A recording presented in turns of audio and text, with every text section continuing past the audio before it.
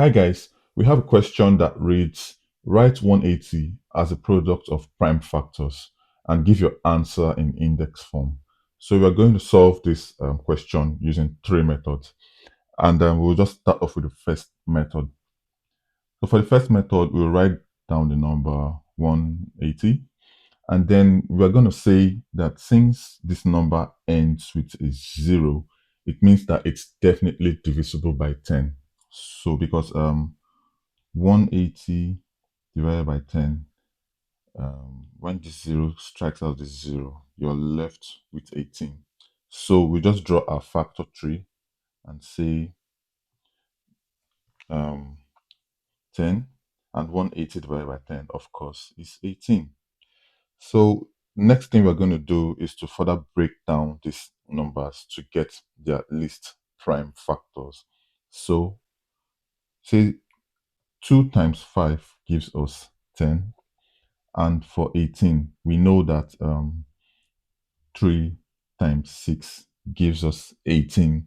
Now, at this point, we have three prime factors, which is 3, 2, and 5. However, 6 is not a prime number. 6 is not a prime factor of 180. So we have to further break 6 down.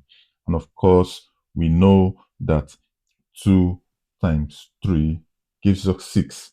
So here, I think we are complete now. We are done now. So I'll just circle 2 and 3, and we have all our prime factors done.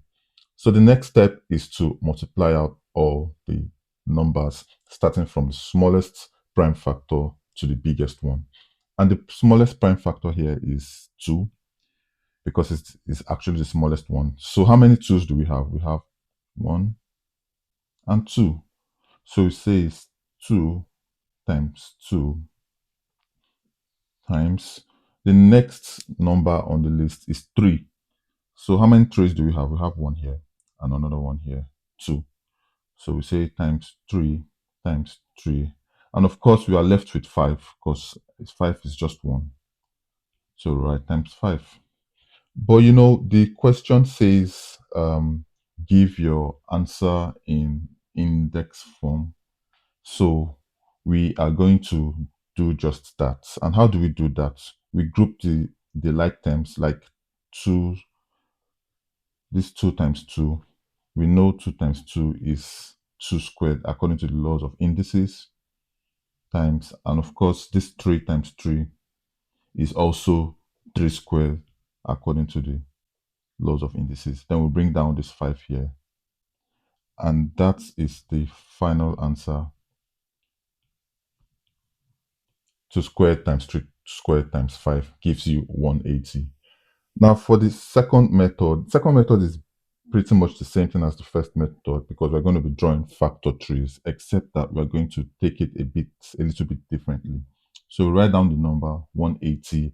And the idea here is that since 180 is an even number, we know that it's definitely divisible by 2. So we draw our factor tree, of course, and we say 180 divided by 2 is 90.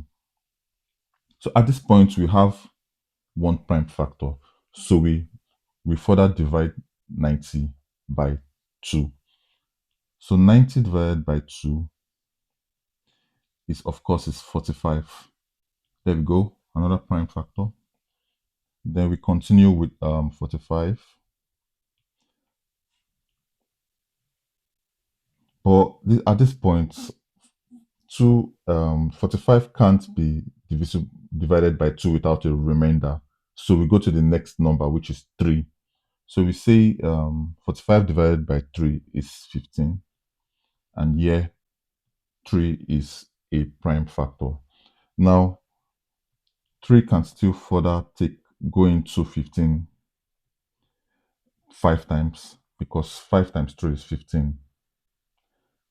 Here we have 3. And here we have our last prime factor, which is 5. So it's 2, 2, 3, 3, and 5. So we just do the same thing. We start to multiply the numbers from the smallest number to the largest number. And the smallest number here, of course, is 2. How many 2's do we have? We have 1 and 2. So we put it down here, 2 times 2. Then we move to 3. 3 is also 1 and 2. So times 3 times 3. Then of course we bring down our last number here, which is 5. So we say times 5. And we, just like in the last solution, we just group it. 2 times 2 is 2 squared.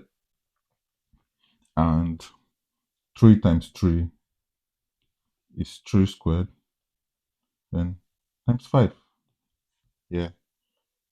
So that's the second solution. Now for the third solution, we're going to take it a bit differently, but still the same idea.